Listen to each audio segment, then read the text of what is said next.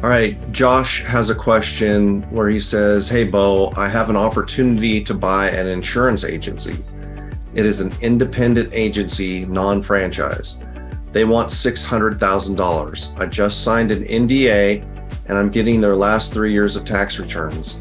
I would like to get a set of eyes on the financials to make sure the DSCR is adequate for getting 80 to 90% financing for an SBA 7A.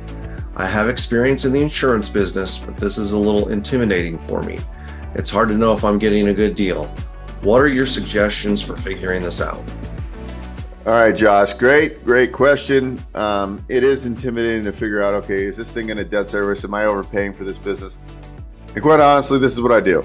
And I essentially will give you the same advice, which is, if you're serious about buying this business, you're going to have to sign the NDA. You're going to have to get a copy of the past 3 years tax returns. We can't go off the P&Ls. I mean, we could do a rough off the P&Ls, but you really need the tax returns of the seller and a year-to-date interim statement. What I do if I am working with you is I know which banks might be a good fit for this type of deal. We get it. I work hand in hand with usually the banker. We do what's called spreading. We basically spread the numbers out on a worksheet. We figure what we can add back in for taxes, for add backs, what you can add back in, depreciation and so forth. And then we run our DSCR calculations to see if the debt coverage, if the cash flow will support the new loan amount, right? That's essentially what they're going to do. So the good news is you don't need to do any of this. We're going to do this for you. We're going to say, hey, this business is going to cash flow, or hey, we're having some problems. And a lot of times, what happens is that the sellers run a lot of their personal stuff through their business account so they can lower their taxable consequences. So sometimes we have to get on the line with them, and this is stuff, our bankers, they've been doing this for years, they're going to do, and they're going to say, okay, then you're going to find out, well, they're running 2 or 3 cars through the business and things like that. Or there's certain salaries that maybe aren't going to be there when you take over the business. So that's what we figure out, and then we maneuver it as best as we can to see what those numbers really look like. And so you don't really have to do any of that. It's going to be done all internally. So really the first step, it's not about you getting pre-qualified. I mean, really, there's a couple of questions like, have you had bankruptcy? What's your credit score? Those kind of things, right?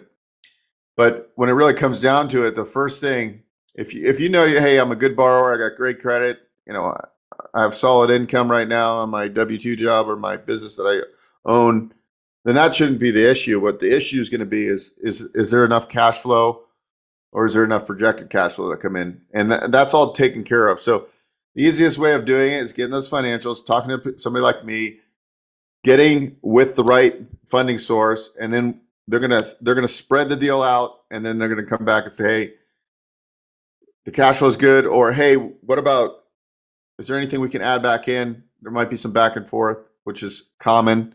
It's common for these bankers to get on the phone with the seller or the seller's accountant to walk through these kind of things. So Josh, don't get frustrated. Don't worry about it, because this stuff is like, unless you study this all day long, it is a little bit,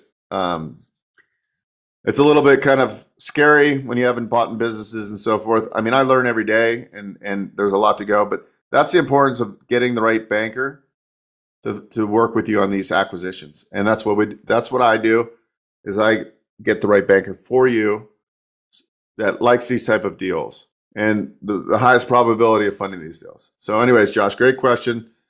Like I say, you can book a call below if you're interested in talking more, and we can walk through this deal. But it sounds like a doable transaction, and just kind of, signing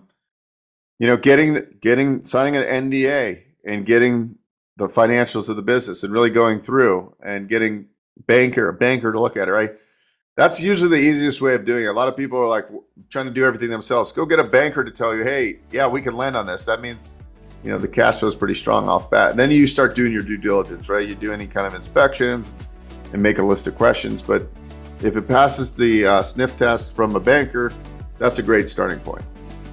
Thanks, Josh, for the question. Hi, this is Beau, host of the Investor Financing Podcast. I appreciate you checking out our channel. On this podcast, we talk about real estate, investing, financing, business lending, and acquiring and expanding your business. I'm sure you will find some videos here that will help you build your business empire. There's a lot to see. Take your time and make sure you comment, like, and subscribe. Thanks again.